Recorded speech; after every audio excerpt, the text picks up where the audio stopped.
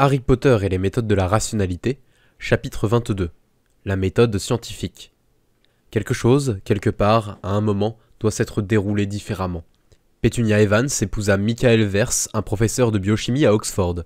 Harry James Potter Evans Verse grandit dans une maison pleine à craquer de livres. Il mordit un jour un professeur de mathématiques qui ne savait pas ce qu'était un logarithme. Il lut Gödel, Escher et Bach. Et Jugement dans l'incertitude, Heuristiques et biais. Et le volume 1 du cours de physique de Feynman. Et malgré les craintes apparentes de tous ceux qui l'ont rencontré, il ne veut pas devenir le prochain seigneur des ténèbres. Il a été mieux élevé que ça. Il veut découvrir les lois de la magie et devenir un dieu. Hermione Granger se débrouille mieux que lui à tous les cours, sauf vol sur balai. Draco Malfoy est exactement ce que vous pourriez attendre d'un enfant de 11 ans si Dark Vador était son papa gâteau. Le professeur Quirrell vit le rêve de sa vie, être professeur de défense contre les forces du mal, ou comme il préfère l'appeler, magie de combat. Ses élèves se demandent tous ce qu'il va arriver au professeur cette année. Dumbledore est soit fou, soit en train de jouer à un jeu profondément plus vaste et qui nécessite que l'on mette le feu à un poulet. La directrice adjointe Minerva McGonagall a besoin d'aller dans un lieu privé et de hurler pendant un moment. Et maintenant, Harry Potter et les méthodes de la rationalité. Vous ne devinerez jamais où il va celui-là. Quelques notes. Les opinions des personnages de cette histoire ne sont pas nécessairement celles de l'auteur. Ce que Harry sympa pense est souvent censé être une bonne route à suivre. En particulier si Harry pense à des études scientifiques qu'il pourrait citer pour appuyer un principe en particulier. Mais tout ce que Harry fait ou pense n'est pas une bonne idée. Ça ne serait pas une bonne histoire. Et les personnages moins sympathiques auront peut-être parfois des leçons valables à offrir. Mais ces leçons pourront aussi être dangereusement à double tranchant. Et maintenant, revenons à votre programme de fiction habituel. Une petite chambre d'études, proche mais pas dans le dortoir de Serdaigle, l'une des nombreuses pièces inutilisées à Poudlard. Sol de pierre grise, mur de briques rouges, plafond de bois sombre taché, 4 globes de verre luminescent incrustés dans les 4 murs de la pièce. Une table circulaire qui ressemblait à une large plaque de marbre noir placée sur d'épais pieds de marbre noir en colonne, mais qui s'était révélée être très légère, de poids comme de masse, et n'était pas difficile à prendre et à déplacer si nécessaire. De confortables chaises rembourrées qui avaient d'abord semblé être rivées au sol à des emplacements peu pratiques, mais qui, comme ils avaient fini par s'en rendre compte, filaient vers l'endroit où vous vous teniez dès que vous vous penchiez en arrière dans une posture laissant penser que vous étiez sur le point de vous asseoir. Il semblait aussi y avoir un certain nombre de chauves-souris volants autour de la pièce. C'était là, noteraient les futurs historiens, si tout ce projet devait un jour produire quelque chose de valeur, que l'étude scientifique de la magie avait commencé, avec 2 jeunes élèves de Poudlard en première année.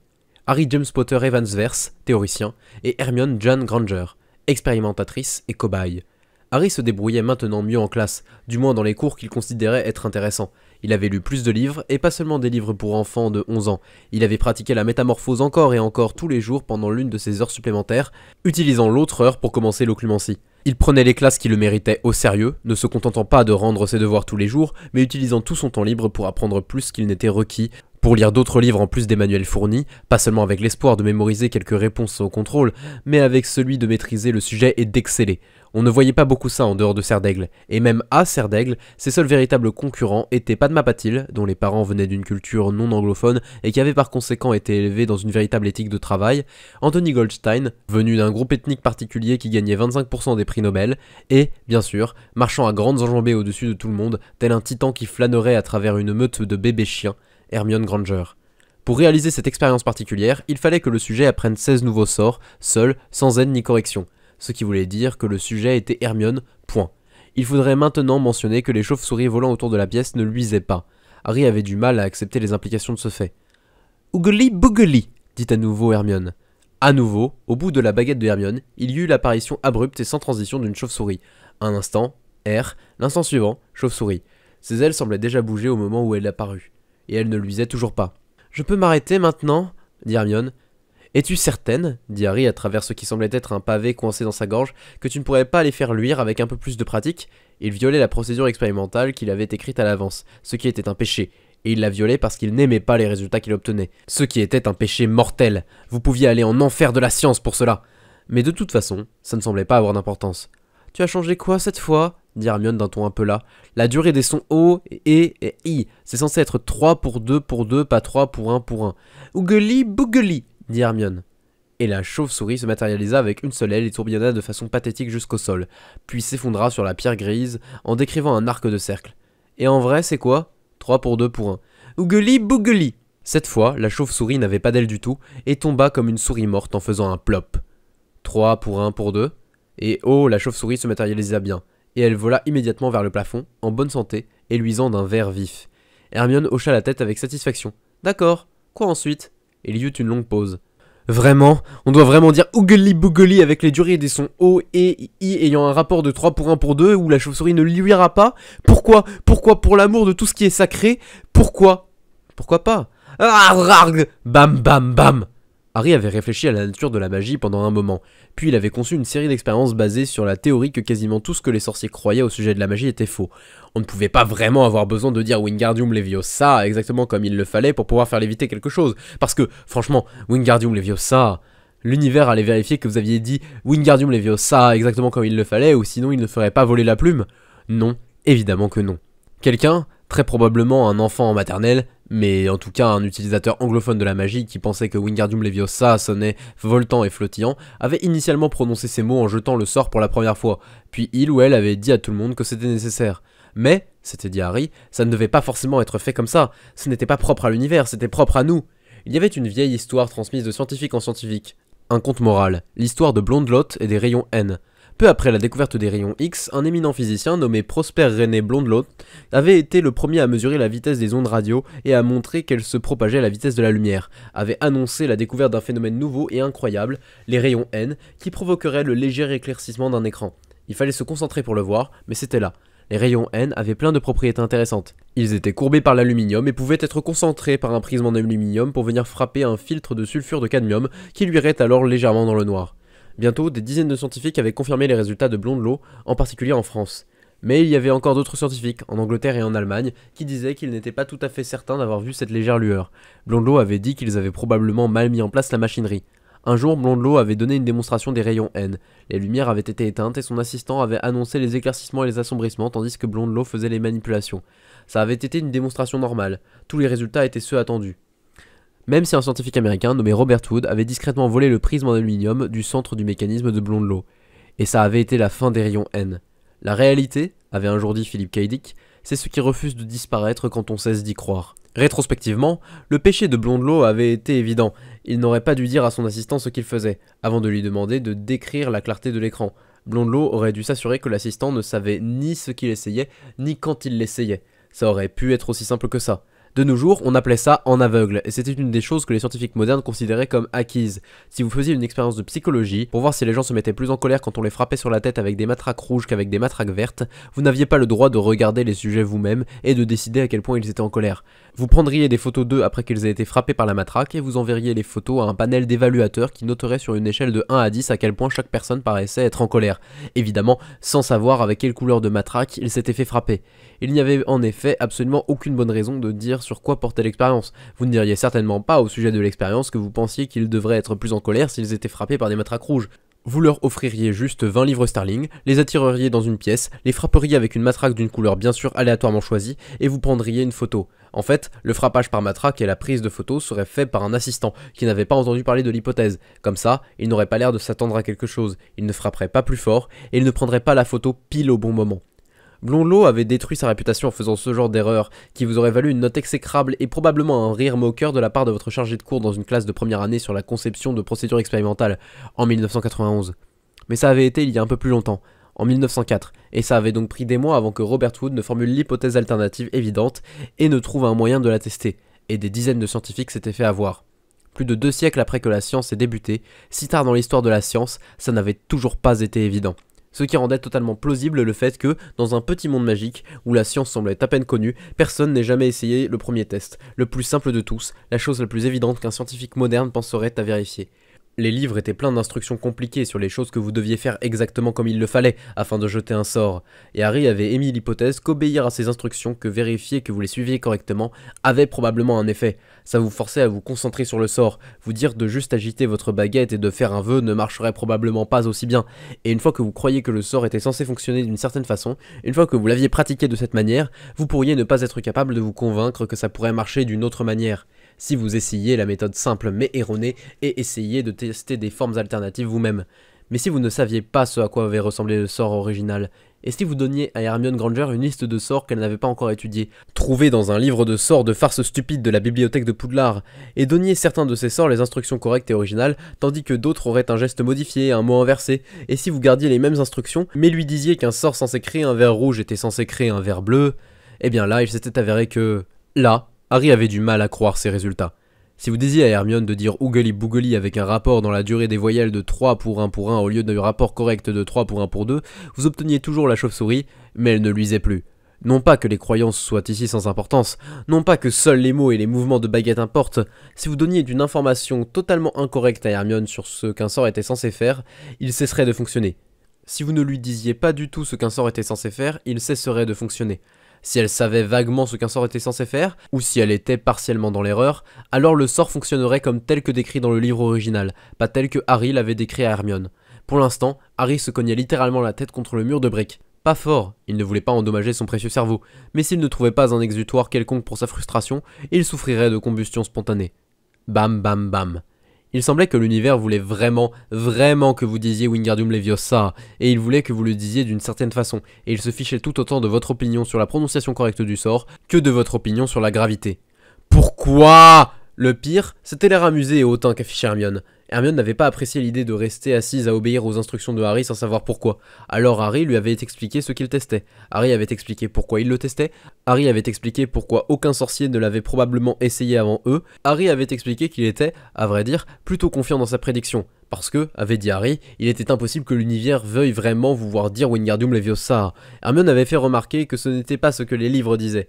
Hermione avait demandé si Harry pensait vraiment qu'il était plus intelligent, à 11 ans, après juste un mois de scolarité à Poudlard, que tous les autres sorciers du monde qui n'étaient pas d'accord avec lui.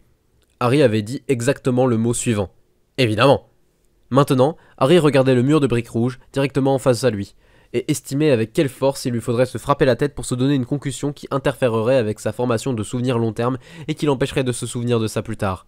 Hermione ne riait pas, mais il pouvait sentir son intention de rire, qui irradiait de derrière lui comme une épouvantable pression sur sa peau, un peu comme s'il avait su qu'il était suivi par un tueur en série, mais pire. Dis-le, dit Harry. Je n'allais pas le dire, dit la voix sympathique de Hermione Granger. Ça ne semblait pas être gentil. Finissons-en, dit Harry. D'accord. Alors tu m'as fait ce long cours magistral en me disant à quel point c'était difficile de pratiquer la science la plus simple, et qu'on aurait peut-être besoin de rester sur ce problème pendant 35 ans, et tu t'es ensuite attendu à ce qu'on fasse la plus grande découverte de l'histoire de la magie pendant notre première heure de collaboration. Tu ne faisais pas qu'espérer, tu t'y attendais vraiment. Tu es bête. Merci. Maintenant, j'ai lu tous les livres que tu m'as donnés, et je sais toujours pas comment appeler ça. Présomption? Illusion de la planification? Super méga effet Laquabagon? Ils devront le nommer d'après toi. Le biais Harry. Ça va! Mais c'est mignon. C'est tellement un truc de garçon. Va mourir. Oh, tu dis des choses des plus romantiques. Bam bam bam. Quoi maintenant? Harry reposa sa tête contre les briques. Son front commençait à lui faire mal là où il l'avait frappé. Rien, je dois retourner concevoir d'autres expériences. Pendant le mois précédent, Harry avait précautionneusement devisé, à l'avance d'un parcours expérimental qui leur aurait duré jusqu'à décembre. Ça aurait été un ensemble d'expériences géniales si le tout premier test n'avait pas falsifié la théorie initiale. Harry n'arrivait pas à croire qu'il avait été aussi stupide. Laisse-moi me corriger, dit Harry. Je dois concevoir une nouvelle expérience. Je te dirai quand je l'ai, et nous la ferons. Et alors je concevrai la suivante. Qu'est-ce que tu en penses?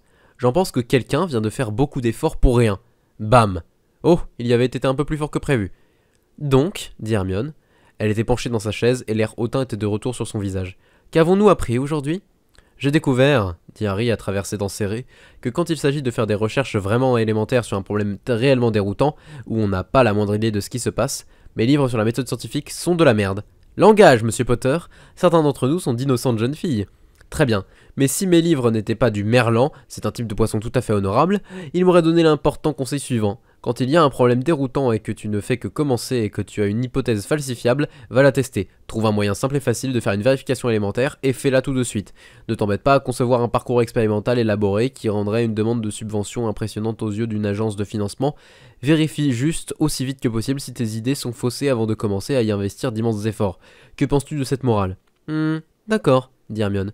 Mais j'espérais aussi quelque chose comme « Les livres de Hermione ne sont pas sans valeur. Ils sont écrits par de sages vieux sorciers qui en savent beaucoup plus long sur la magie que moi.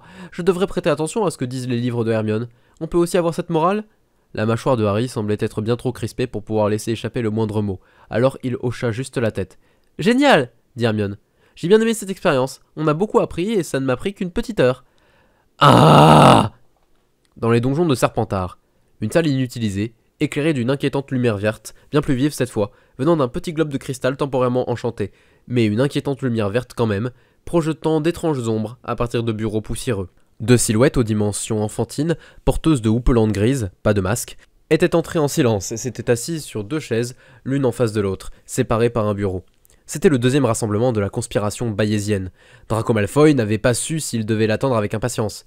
Harry, à en juger par l'expression de son visage, ne semblait pas avoir le moindre doute quant à l'humeur appropriée. Harry avait l'air prêt à tuer quelqu'un.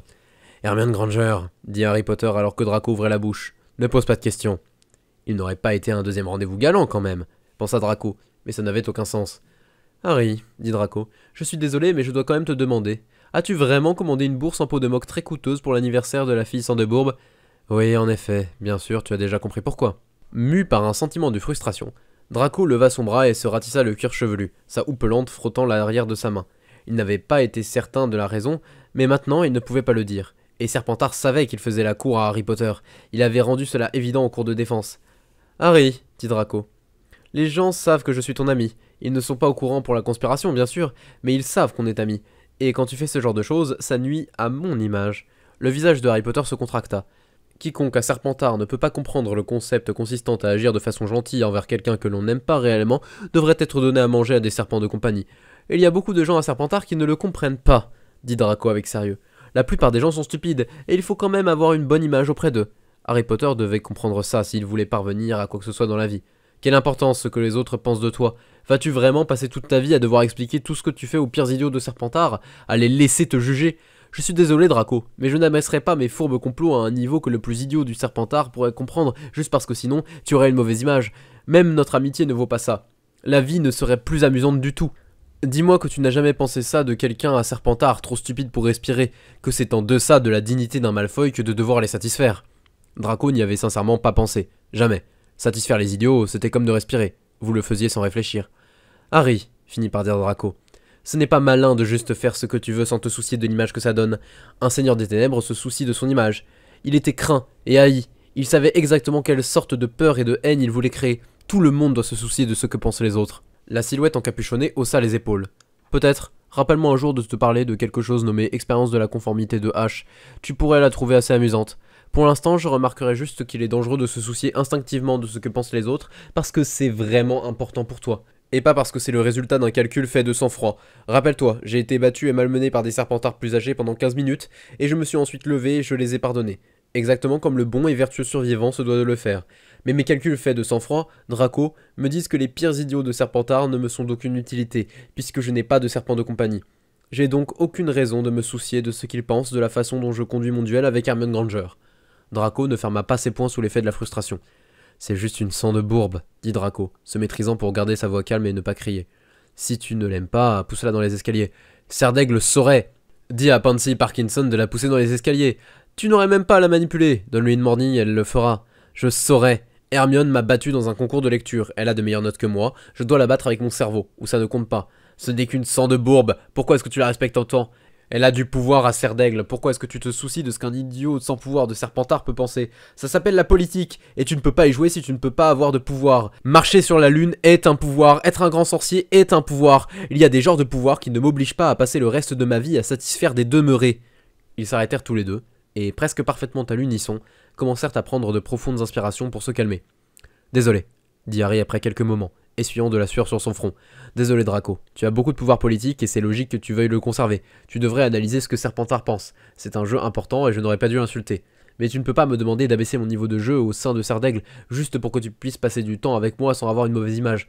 Dis à Serpentard que tu grinces des dents tout en prétendant être mon ami. » C'est exactement ce que Draco avait dit à Serpentard, et il ne savait toujours pas si c'était vrai. « De toute façon, dit Draco, en parlant de ton image, j'ai peur d'avoir de mauvaises nouvelles. Rita Skeeter a entendu certaines histoires te concernant, et elle a été posée des questions. » Harry Potter leva les sourcils. « Qui ? » ?»« Elle écrit pour la Gazette du Sorcier, dit Draco. Il essaya de ne pas paraître soucieux. La Gazette du Sorcier était l'un des principaux outils de père. Il l'utilisait comme il aurait usé d'une baguette magique. C'est le journal auquel les gens prêtent vraiment attention. Rita Skeeter parle des célébrités, et, comme elle le dit, elle utilise sa plume pour crever leur réputation surfaite. Si elle ne peut pas trouver de rumeurs te concernant, elle en fabriquera une. « Je vois, » dit Harry Potter. Sous la houppelande, son visage verdâtre semblait fort pensif. Draco hésita quant à ce qu'il devait dire ensuite. Quelqu'un devait déjà avoir informé Père du fait qu'il faisait la cour à Harry Potter, et Père saurait aussi que Draco ne lui en avait pas parlé dans ses lettres, et Père comprendrait que Draco ne pensait pas qu'il pouvait réellement garder ça secret, ce qui envoyait un message clair disant que Draco jouait à son propre jeu, mais toujours du côté de Père, puisque si Draco avait succombé à la tentation, il aurait envoyé de faux rapports. Par conséquent, Père avait probablement anticipé ce que Draco allait dire. Jouer au jeu avec Père était une sensation plutôt déroutante, même s'ils étaient dans le même camp. D'un côté, c'était exaltant, mais Draco savait aussi qu'à la fin, il s'avérerait que Père avait mieux joué que lui. Il était impossible que ça finisse autrement. « Harry, dit enfin Draco, ce n'est pas une suggestion, ce n'est pas mon conseil, c'est juste une information. Mon père pourrait presque certainement étouffer cet article, mais il t'en coûterait. » Que Père se soit attendu à ce que Draco dise exactement cela à Harry Potter ne fut pas quelque chose que Draco dit tout haut. Harry Potter le comprendrait de lui-même, ou pas. Mais au lieu de ça, Harry Potter secoua la tête, souriant sous sa houppelande. « Je n'ai aucune intention d'étouffer Rita Skeeter. » Draco n'essaya même pas de cacher son incrédulité. « Tu ne peux pas me dire que tu ne te soucies pas de ce qu'un journal dit sur toi. Je m'en soucie moins que tu ne pourrais le penser, » dit Harry Potter. « Mais j'ai mes propres méthodes pour traiter avec Rita Skeeter et ses semblables. Je n'ai pas besoin de l'aide de Lucius. » Un air inquiet apparut sur le visage de Draco avant qu'il ne puisse l'en empêcher. Quel que soit le prochain coup de Harry, c'était quelque chose auquel Père ne s'attendait pas. Et cela rendait Draco très nerveux que d'imaginer où ça pourrait mener. Draco se rendit aussi compte qu'il suait sous sa houppelande. Il n'avait jamais vraiment porté une de ces choses auparavant, et il ne s'était pas rendu compte que les houppelandes de Mange-Mort avaient probablement des charmes rafraîchissants, et d'autres choses comme ça. Harry Potter essuya de nouveau un peu de sueur de son front, grimaça, sortit sa baguette, pointa vers le haut, prit une profonde inspiration et dit « Frigideiro ». Quelques instants plus tard, Draco sentit le courant d'air frais. « Frigideiro, Frigideiro, Frigideiro ». Puis Harry Potter rabaissa sa baguette, même si sa main semblait un peu tremblante, et il la rangea dans ses robes. Toute la pièce était sensiblement plus fraîche. Draco aurait aussi pu le faire, mais quand même, pas mal. « Donc, dit Draco, la science, tu vas me parler du sang. Nous allons découvrir le sang, dit Harry Potter, en faisant des expériences. Très bien, dit Draco. Quel genre d'expérience? Dessous sa houppelande, Harry Potter sourit d'un air maléfique. À toi de me le dire. Draco avait entendu parler de quelque chose nommé la méthode socratique, qui consistait à enseigner en posant des questions, nommé d'après l'ancien philosophe qui avait été trop intelligent pour être un vrai moldu et avait donc été un sorcier sans pur en couverture. L'un de ses précepteurs avait beaucoup utilisé la méthode socratique. Ça avait été agaçant, mais efficace. Et il y avait la méthode Harry Potter, qui était cinglée. Pour être honnête, Draco devait admettre que Harry Potter avait d'abord essayé la méthode socratique, et que ça n'avait pas très bien marché. Harry Potter avait demandé comment Draco ferait pour réfuter l'hypothèse des puristes du sang, selon laquelle les sorciers ne pouvaient plus faire les super trucs qu'ils avaient fait il y a 8 siècles, parce qu'ils s'étaient métissés avec les nez moldus et les craquemolles. Draco avait dit qu'il ne comprenait pas comment Harry pouvait rester assis là, à le regarder en face et dire que ce n'était pas un piège. Harry Potter avait répondu, toujours en le regardant en face, que si c'était un piège, ça aurait été tellement pathétiquement évident qu'il aurait dû être donné à manger à des serpents de compagnie. Mais ce n'était pas un piège, c'était seulement une règle sur la façon dont les scientifiques opéraient, et elle disait que vous deviez essayer de réfuter vos propres théories, et si vous faisiez un effort honnête et que vous échouiez, alors vous aviez gagné. Draco avait essayé de faire remarquer la prodigieuse stupidité de cette méthode en suggérant que la clé pour survivre à un duel était de se jeter Avada Kedavra sur le pied et de manquer. Harry Potter avait acquiescé. Draco avait secoué la tête.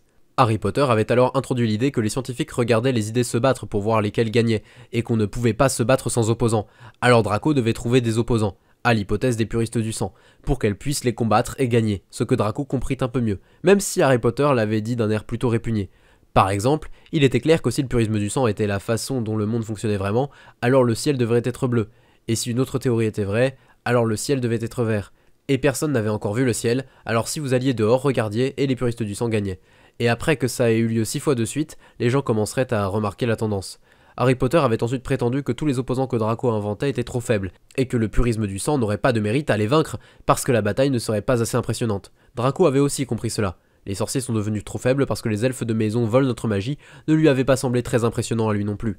Bien que Harry Potter avait dit qu'au moins celle-là était testable, puisqu'il pouvait essayer de vérifier si les elfes de maison étaient devenus plus forts au fil du temps, et même dessiner une image représentant l'augmentation de la force des elfes de maison et une autre image représentant la diminution de la force des sorciers, et si les deux images correspondaient, ça désignerait les elfes de maison, le tout dit d'un ton si sérieux que Draco avait ressenti l'impulsion d'aller poser quelques questions précises à un Dobby sous Veritaserum avant de reprendre ses esprits.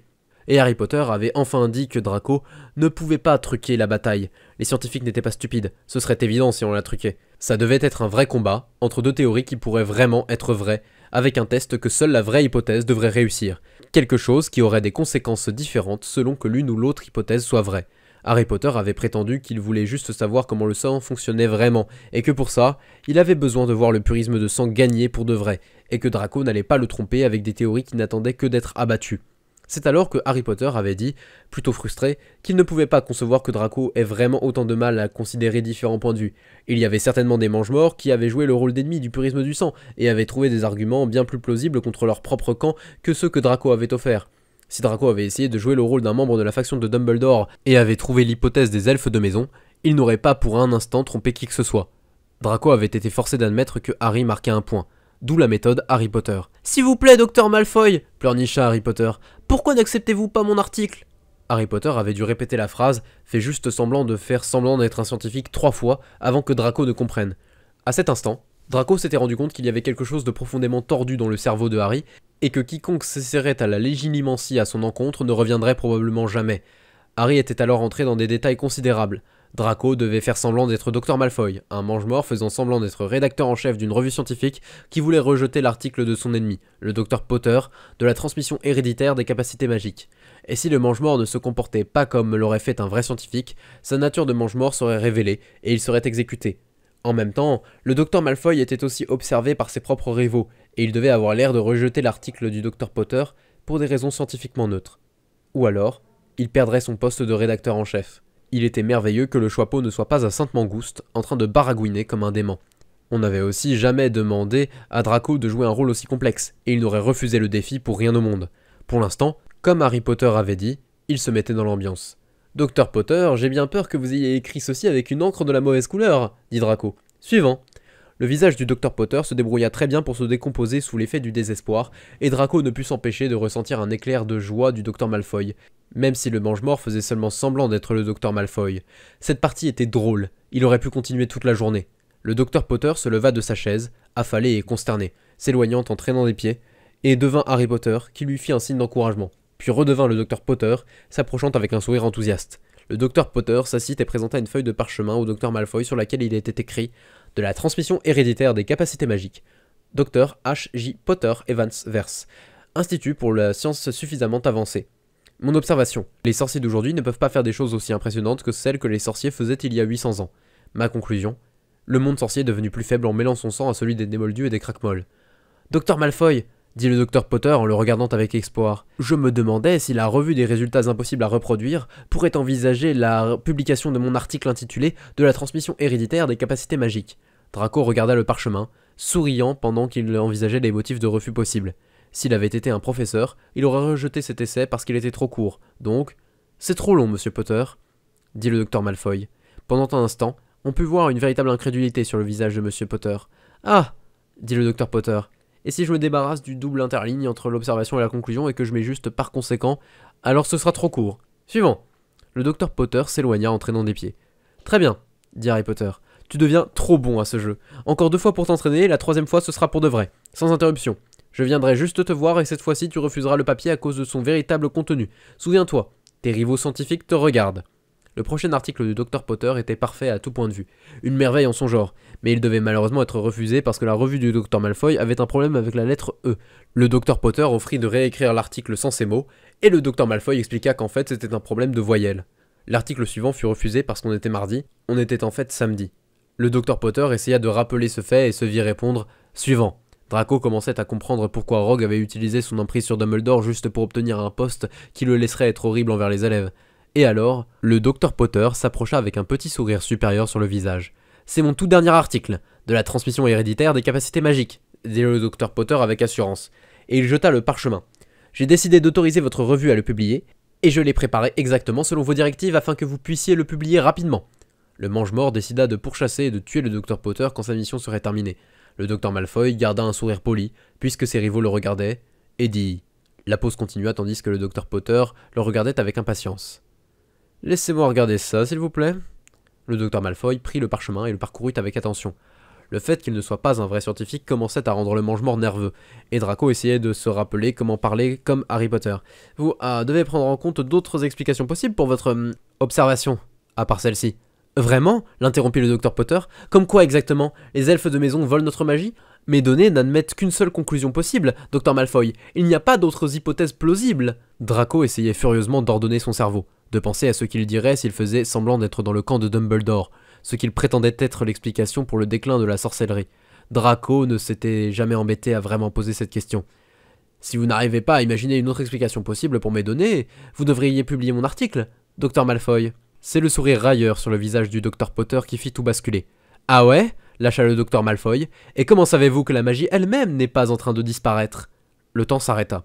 Draco et Harry Potter échangèrent des regards horrifiés.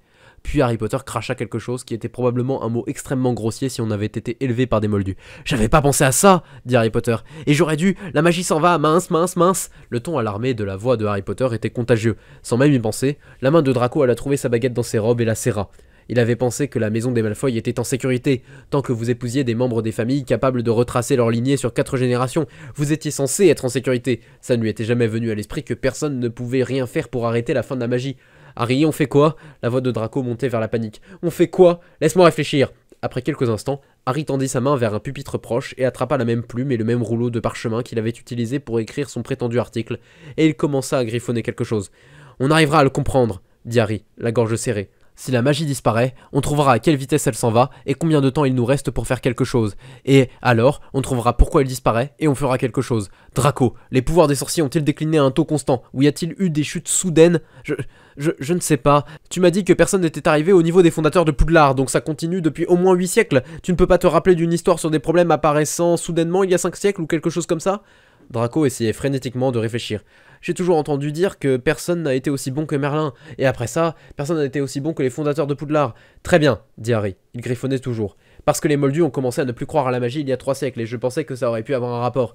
Et il y a environ 1 siècle et demi, les Moldus ont commencé à utiliser un genre de technologie qui arrête de fonctionner à proximité de la magie, et je demandais si la réciproque aurait pu être vraie.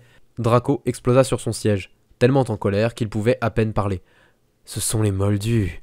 Bon sang, rugit Harry. Est-ce que tu t'écoutes au moins parler? Ça dure depuis 8 siècles au moins et les Moldus ne faisaient rien d'intéressant à l'époque. Nous devons découvrir la vérité. Les Moldus ont peut-être quelque chose à voir avec ça, mais si ce n'est pas le cas et que tu te mets à tout leur mettre sur le dos et que ça nous empêche de découvrir ce qui se passe vraiment, alors un matin viendra où tu te réveilleras pour découvrir que ta baguette n'est qu'un bout de bois. La respiration de Draco se bloqua dans sa gorge. Son père avait souvent dit « Nos baguettes se briseront dans nos mains » dans ses discours. Mais Draco n'avait jamais pensé à ce que ça voulait dire. Après tout, ça n'allait pas lui arriver à lui. Et maintenant, ça semblait très réel. Juste un bout de bois. Draco pouvait imaginer ce que ce serait de sortir sa baguette et d'essayer de jeter un sort et de découvrir que rien ne se produisait. Ça pouvait arriver à tout le monde. Il n'y aurait plus de sorciers, plus de magie. Jamais. Juste des moldus avec quelques légendes de ce que les ancêtres avaient été capables de faire. Certains des moldus s'appelleraient Malfoy, et c'est tout ce qui resterait du nom. Pour la première fois de sa vie, Draco comprit pourquoi les mange-morts existaient. Il avait toujours considéré comme acquis de devenir un mange-mort. C'était quelque chose qu'on faisait quand on devenait adulte. Maintenant, Draco comprenait, il savait pourquoi Père et les amis de Père avaient juré de donner leur vie pour empêcher le cauchemar d'avoir lieu. Il y avait des choses que vous ne pouviez pas regarder se produire sans rien faire.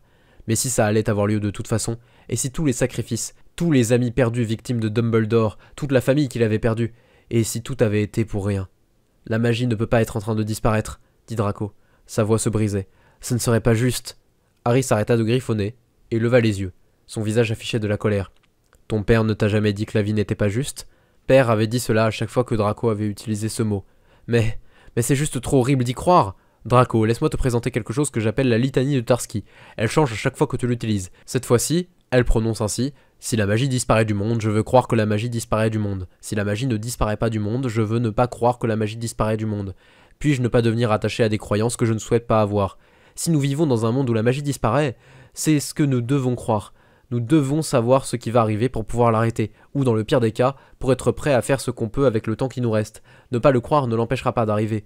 Donc la seule question que nous devons nous poser, c'est si la magie disparaît vraiment, et si c'est le monde dans lequel nous vivons, alors c'est ce en quoi nous voulons croire. Litanie de Gwendoline, ce qui est vrai l'est déjà, l'admettre ne le rend pas pire. Dis-le, ce qui est vrai l'est déjà, répéta Draco, la voix tremblante, l'admettre ne le rend pas pire.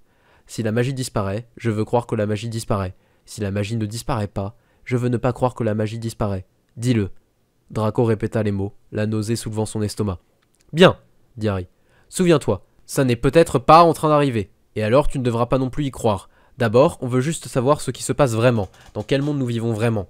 Harry revint à son travail, griffonna un peu plus, puis tourna le parchemin pour que Draco puisse le voir.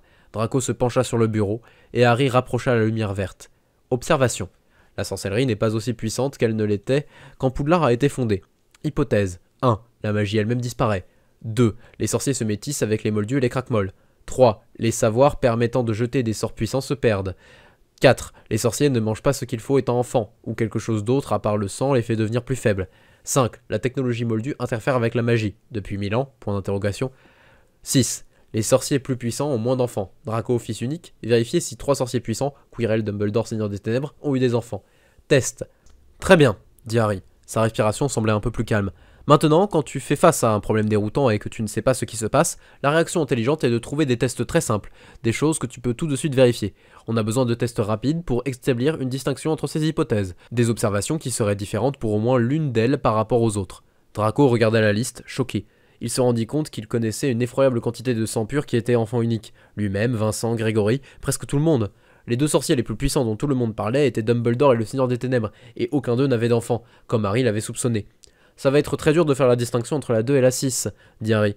C'est dans le sang dans un cas comme dans l'autre, et il faudrait essayer de suivre le déclin de la sorcellerie, et le comparer au nombre d'enfants qu'ont différents types de sorciers, et mesurer les capacités des nés moldus comparées à celles des sangs purs. Les doigts de Harry tapotaient nerveusement le bureau. Mettons juste 6 et 2 dans le même panier et appelons-les pour l'instant l'hypothèse du sang. 4 est peu probable parce que tout le monde aurait remarqué une baisse soudaine quand les sorciers seraient passés à un nouveau régime. C'est difficile d'imaginer ce qui aurait pu changer avec régularité pendant les derniers 800 ans. 5 est peu probable pour la même raison, pas de baisse soudaine, et puis les moldus ne faisaient rien il y a 800 ans. De toute façon, 4 ressemble à 2 et 5 ressemble à 1, donc on devrait surtout essayer de distinguer entre 1, 2 et 3. Harry fit pivoter le parchemin face à lui, dessina une ellipse autour de ces 3 chiffres, et le fit à nouveau pivoter. La magie disparaît, le sang s'affaiblit, le savoir diminue. Quel test produit un résultat différent selon que l'une de ces 3 hypothèses est vraie? Que pourrions-nous observer qui voudrait dire qu'une des 3 est fausse? Je ne sais pas, laissa s'échapper Draco. Pourquoi tu me demandes? C'est toi le scientifique? Draco, dit Harry, d'un ton qui s'approchait légèrement du plaidoyer désespéré. Je ne sais que ce que savent les scientifiques moldus. Tu as grandi dans le monde magique, pas moi. Tu connais plus de magie que moi, tu en sais plus sur la magie que moi. Et c'est toi qui as eu l'idée à la base. Alors commence à penser comme un scientifique et résous ça. Draco avala sa salive avec difficulté et fixa le papier. La magie disparaît, les sorciers se métissent avec les moldus, le savoir perdu. À quoi ressemble le monde si la magie disparaît? Dit Harry Potter. Tu en sais plus sur la magie. Tu devrais être celui qui essaie de deviner, pas moi. Imagine que tu racontes une histoire sur le sujet. Qu'est-ce qui se passe dans l'histoire? Draco imagina. Des sorts qui fonctionnaient ne fonctionnent plus. Les sorciers se réveillent et découvrent que leurs baguettes sont des bouts de bois. À quoi ressemble le monde si le sang sorcier s'affaiblit? Les gens ne peuvent plus faire des choses que leurs ancêtres pouvaient faire. À quoi ressemble le monde si le savoir est perdu? Les gens ne savent même plus comment jeter des sorts, dit Draco. Il s'arrêta, s'étant lui-même surpris. C'est un test, non? Harry hocha la tête avec fermeté. C'en est un. Il l'écrivit sur le parchemin, en dessous de test. A. Y a-t-il des sorts que l'on connaît mais que l'on ne peut pas jeter? 1 ou 2. Ou des sorts perdus qu'on ne connaît plus. 3. Donc, ça distingue entre 1 et 2 d'un côté et 3 de l'autre, dit Harry. Maintenant, on a besoin d'un moyen de faire la distinction entre 1 et 2. La magie disparaît, le sang s'affaiblit. Comment pourrait-on faire la différence? Quel genre de sorts les étudiants jetaient-ils dans la première année à Poudlard? Dit Draco. S'ils jetaient des sorts plus puissants, leur sang était plus fort. Harry Potter secoua la tête. Ou la magie elle-même était plus forte. Nous devons trouver un moyen de faire la différence. Harry se leva de sa chaise et commença à arpenter nerveusement la salle. Non, attends, ça pourrait quand même marcher. Imagine que différents sorts utilisent différentes quantités d'énergie magique. Alors si la magie ambiante s'affaiblissait, les sorts les plus puissants mourraient en premier, mais les sorts que tout le monde apprend en première année resteraient les mêmes. Les déambulations de Harry s'accélérèrent. Ce n'est pas un très bon test, ça distingue plutôt entre la perte de la sorcellerie puissante et la perte de toute la sorcellerie. Car le sang de quelqu'un pourrait être trop faible pour la sorcellerie puissante mais assez fort pour les sorts simples. Draco, sais-tu si les sorciers les plus puissants d'une époque, par exemple les sorciers puissants de ce siècle, étaient plus puissants que les autres enfants? Si le Seigneur des Ténèbres avait jeté le sort de refroidissement, aurait-il pu geler la salle entière? Le visage de Draco se tordit tandis qu'il essayait de se souvenir. Je n'arrive pas à me rappeler avoir entendu quoi que ce soit au sujet du Seigneur des Ténèbres, mais je pense que Dumbledore est censé avoir fait quelque chose d'incroyable lors de ses bus de métamorphose, en 5e année. Je pense que les autres sorciers puissants étaient puissants à Poudlard aussi. Harry se renfrogna, déambulant toujours. Peut-être qu'ils étudiaient simplement beaucoup. Mais quand même, si les élèves en première année apprenaient les mêmes sorts et semblaient être aussi puissants à cette époque qu'ils le sont aujourd'hui, alors nous pourrions appeler ça un faible élément de preuve en faveur de 1 et 2.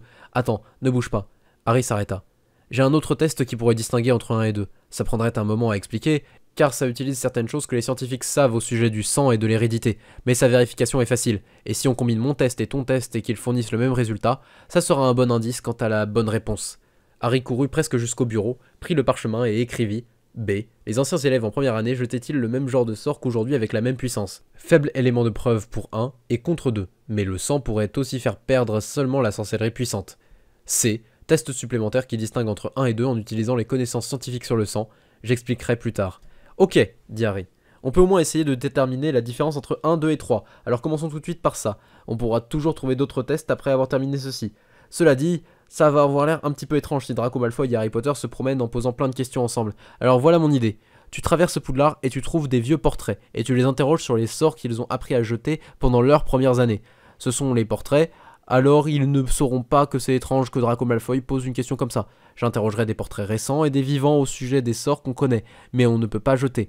Personne ne trouvera ça inhabituel que Harry Potter pose des questions bizarres, et je devrais faire des recherches compliquées au sujet des sorts oubliés. Donc je veux que ce soit toi qui assemble les données dont j'ai besoin pour ma question scientifique. C'est une question simple, et tu devrais pouvoir trouver la réponse en interrogeant les portraits. Tu vas peut-être vouloir noter ça. Tu es prêt ? Draco s'assit à nouveau et fouilla son cartable à la recherche d'un parchemin et d'une plume.